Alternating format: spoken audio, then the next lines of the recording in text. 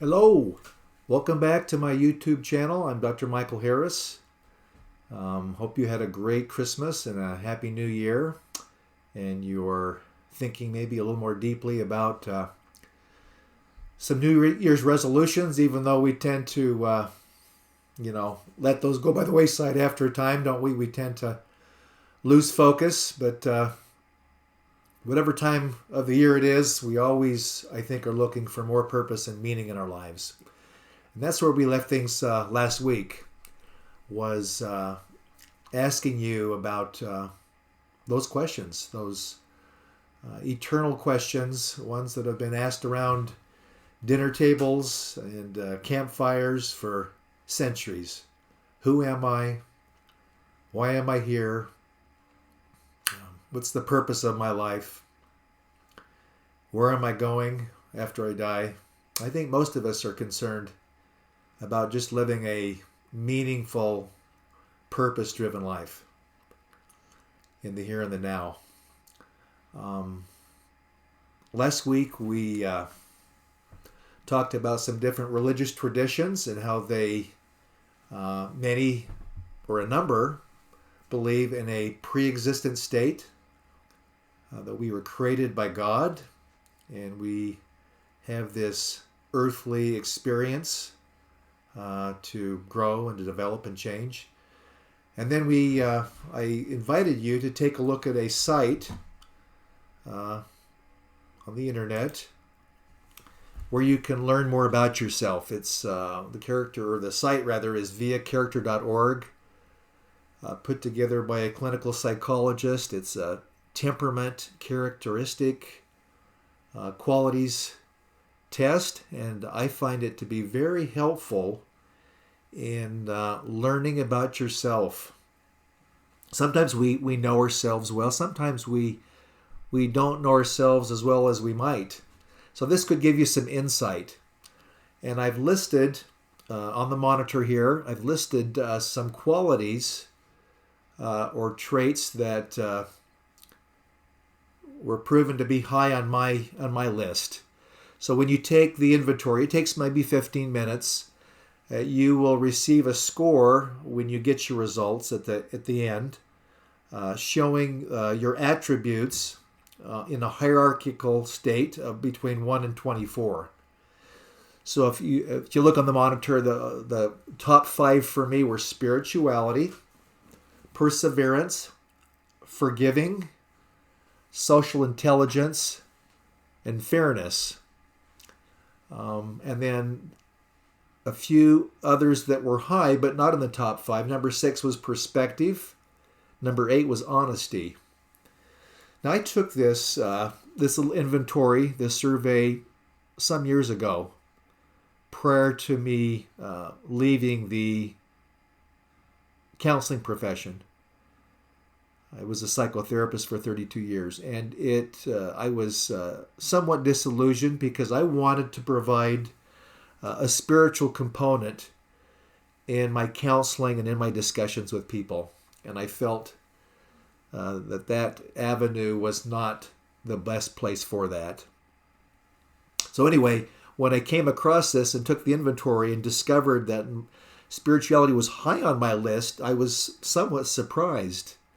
But it confirmed to me, verified to me that I needed to do something that had a spiritual component, as well as the component, obviously, of helping people, of coaching people, and helping people grow and develop.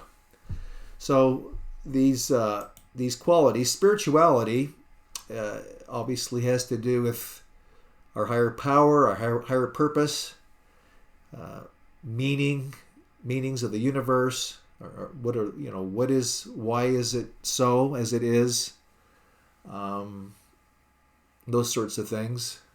Helping people tap into a higher power and grow and develop in those ways.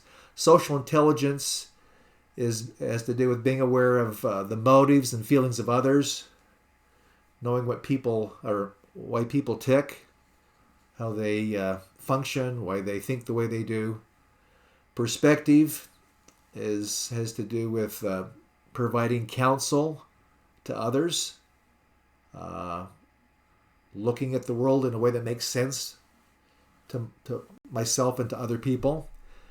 And honesty has to do with speaking the truth. And so when you put these together, it really helped me formulate a plan that I could do something different and that I didn't need to stay in the field of psychotherapy. So I want to share that with you, and I want to encourage you once again to, if you haven't done it, to go to that site. Take 15 minutes and get the results. They'll give you all 24 from 1 to 24. Look at the top 5 and maybe 6 through 10 to get some idea, and see if that doesn't motivate you, if that doesn't give you some kind of impetus to take a look at what you're doing now and what you might be doing with your life. Whether that is occupationally or whether that is in volunteer work or doing something in the community that makes a contribution. So once again, I want to ask you, have you thought about that recently, about your purpose and who you are and where you came from and why are you here? I'm in my 60s. I think as we get a little bit older, we want to give back. We want to share our experiences with others. And we have accumulated knowledge. Maybe we have a little bit of wisdom from our life experiences, School of Hard Knocks, trial and error. And so we can share that with others. But it begins with grasping and coming to some kind of idea of why you're here. Developing a belief system in what your purpose is. And then meaning is really fulfilling your purpose, isn't it? When you do those things that give you meaning and purpose, you'll have value. You feel more value. You always have value, but you'll feel like you're making a contribution. So are you looking for something more? Are you disillusioned? Do you feel like this might be a time to explore a different line of work or doing something more with your time in the evenings or weekends? I'm sure you are value the downtime that you have when you go home and you can relax and kick back. And yet some of us have an urge to continue to help others in this world. Many are struggling. Many are having despair. We have record numbers of deaths of despair from drugs and overdose and suicide. And sometimes it's just not that serious to those depths, but loneliness and depression and someone that needs a friend.